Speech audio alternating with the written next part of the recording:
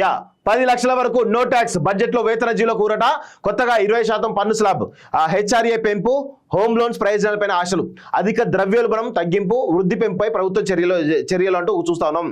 వచ్చే నెల 1న కేంద్ర ప్రభుత్వం కేంద్ర బడ్జెట్ ప్రవేశపెట్టిన నేపథ్యంలో పన్ను చెల్లింపుదారులు వేతన జీవులు అనేక ఆశలతో ఎదురు చూస్తున్నారు. ప్రధానంగా అధిక ద్రవ్యోల్బణం పెరిగిన ఖర్చులను దృష్టిలో ఉంచుకొని కేంద్ర ఆర్థిక మంత్రి నిర్మలా సీతారామన్ 2025-26 బడ్జెట్లో ఆర్థిక భారాన్ని తగ్గించాలని ఆశిస్తున్నారు.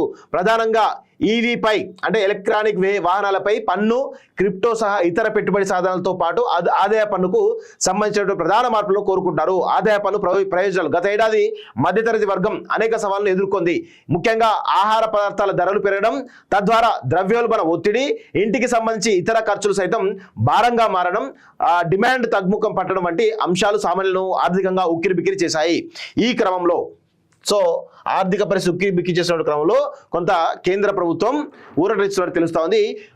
పొదుపును ప్రోత్సహిస్తూ పన్ను చెల్లింపుదారులకు ఆదాయ పన్ను విధానం ఎక్కువ ప్రయోజనం కల్పించాలని కోరుతున్నారు. దీనికోసం ఏడాదికి 10 లక్షల వరకు ఆదాయానికి పన్ను మినహాయింపు ఇవ్వాలన్నటువంటి డిమాండ్ బలంగా వినిపిస్తుంది.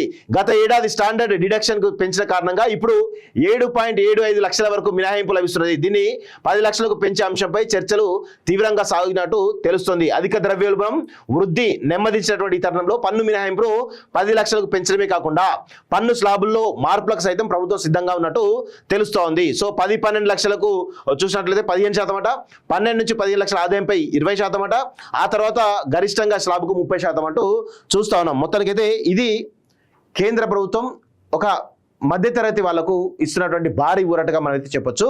సో దీని తర్వాత ఇది కనుక జరిగితే ఖచ్చితంగా కేంద్ర ప్రభుత్వం కొంత ప్రజల్లో ఒక రకమైనటువంటి వారికి సంతోషంగా ఉంటుందనేది చాలా స్పష్టంగా మనం అయితే చెప్పాలి. ఎందుకంటే ట్యాక్స్ల వల్లనే చాలా ఇబ్బంది పడతా ఉన్నారు. లక్షల ట్యాక్స్లు కట్టి పాపం అనేకమైన ఇబ్బందులు పడతా ఉన్నారు మధ్యతరగతి జీవులు.